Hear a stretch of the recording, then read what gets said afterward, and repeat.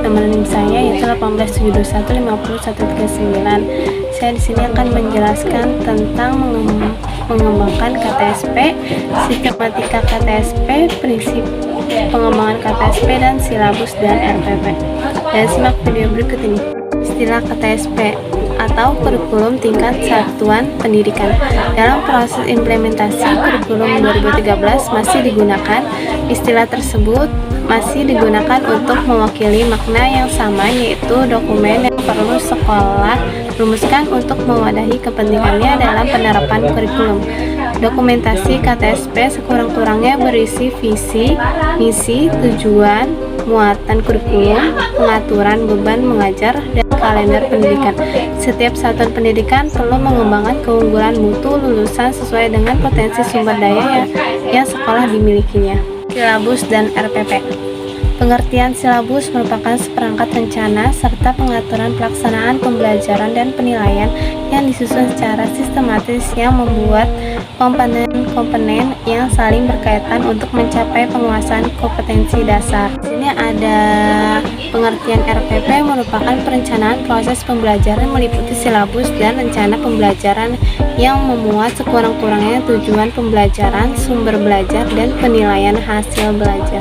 Manfaat sebagai pedoman pengembangan perangkat belajar lebih lanjut, mulai dari perencanaan pembelajaran, misal kegiatan belajar secara klasikal, kelompok kecil, atau pembelajaran secara individual, pengelolaan kegiatan pembelajaran, dan pengembangan penilaian. Prinsip-prinsip silabus yang pertama ada ilmiah, yaitu keseluruhan materi dan kegiatan yang menjadi muatan dalam silabus harus benar dan dapat dipertanggungjawabkan secara keilmuan.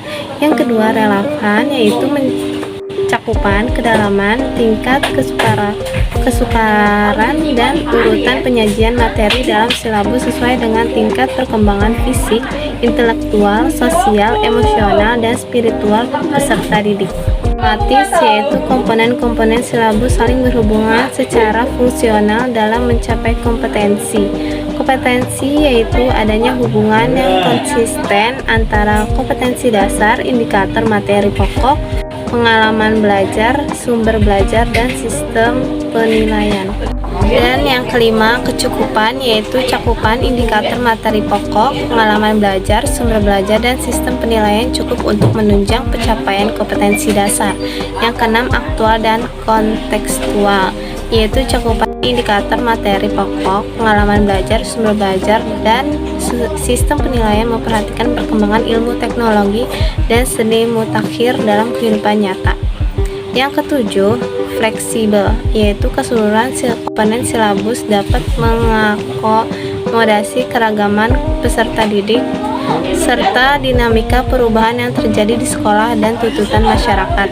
Yang kedelapan, menyeluruh, yaitu komponen silabus mencakup keseluruhan ranah kompetensi kognitif, afektif, psikomotor, atau sesuai dengan esensi mata pelajaran masing-masing. Tujuan RPP yaitu yang pertama, untuk mempermudah, memperlancar, dan meningkatkan hasil proses belajar mengajar. Yang kedua, dengan menyusun rencana pembelajaran secara profesional, sistematis, dan berdaya guna, maka guru akan mampu melihat, mengamati, menganalisis, dan memprediksi program pembelajaran sebagai kerangka kerja yang logis dan terancang. Fungsi RPP atau rencana pembelajaran adalah sebagai acuan bagi guru untuk melaksanakan kegiatan belajar mengajar atau kegiatan pembelajaran agar lebih terarah dan berjalan secara efektif dan efisien. Prinsip pengembangan KTSP yaitu 1. Berpusat pada potensi perkembangan kebutuhan dan kepentingan peserta didik dan lingkungannya. Yang kedua, beragam dan terpadu. Yang ketiga, tanggap terhadap perkembangan ilmu, pengetahuan, teknologi, dan seni. Yang keempat, relevan dengan kebutuhan kehidupan, menyeluruh dan berkesinambungan. Pedoman prinsip pada pengembangan RPP menurut Trianto tahun 2010